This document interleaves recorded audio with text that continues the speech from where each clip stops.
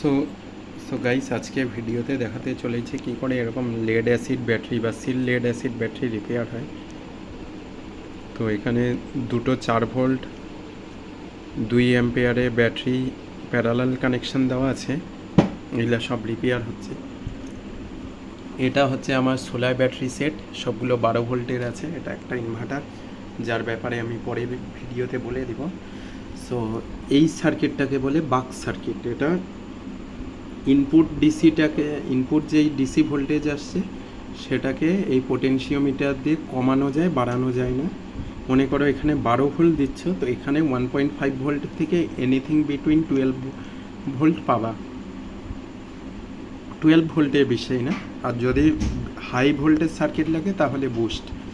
তো এখানে আমি 12 ভোল্ট ইনপুট দিয়েছি, আউটপুটে 5.85 ভোল্ট সেট করে রেখেছি।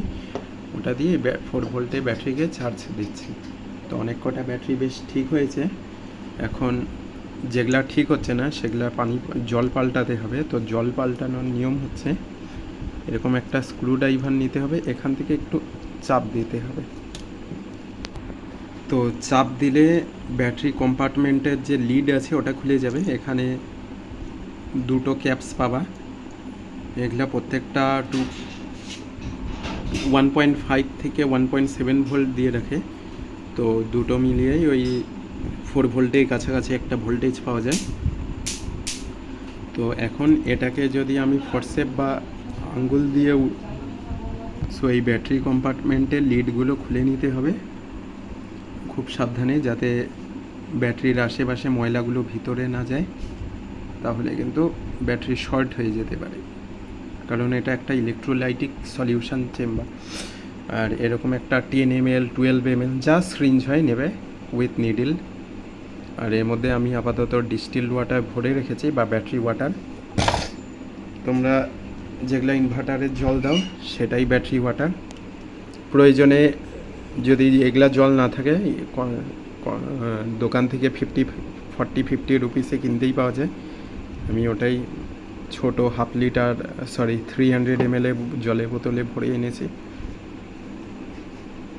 300 ml জলের বোতল আশা করি অনেকটাই খরচ হয়েছে।